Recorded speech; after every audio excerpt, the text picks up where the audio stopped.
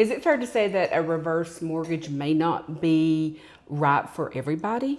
Yeah, I mean, it's going to depend on the financial situation and your planning too, or your current situation. At Mortgage South, one of the things we do there, which sets us apart from I think everyone else, is that we like to meet our clients in person. That is our big thing. We meet in person, either at our office or we can meet at a location, Yeah. where the borrower would like to meet. And many times we meet with the children also too of our clients. Since our clients are 62 or older, sometimes the children have called us and said, hey, mom and dad are in a financial crunch, or there's some issues that come up. We're worrying about their health care.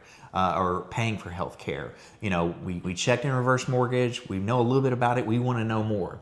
We like for them to come in. We sit down. We talk about it, go back and forth. A lot of times our meetings can run an hour or 2 hours where we talk about all their options. Yeah.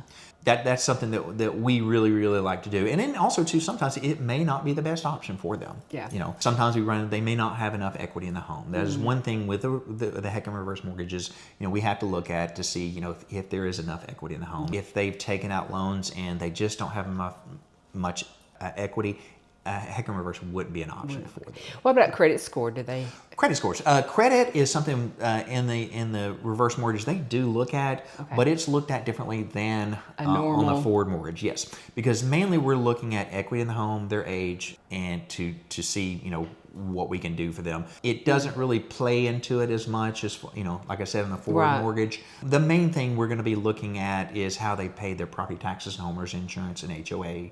And if they've had a mortgage payment, how they paid that. In some cases, if they've had difficulty paying those, what we do is we set aside what they call a LISA, L-E-S-A. So not L-I-S-A, a LISA. And that is a life expectancy set aside for taxes and insurance, and if they have HOA. Okay. So in a reverse mortgage, they don't have a monthly mortgage payment. Okay, but they are still responsible for their homeowner's insurance, property taxes, and any HOA fees.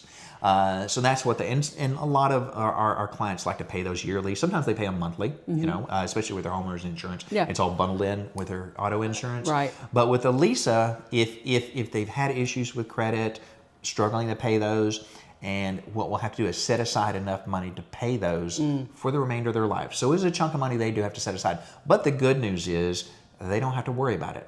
The servicing company that's going to be servicing their reverse mortgage will have that money set aside and make those payments for the homeowner's insurance and the property taxes. So that kind of takes that pressure off of them of having to plan and think, oh, I've got to pay this. It does.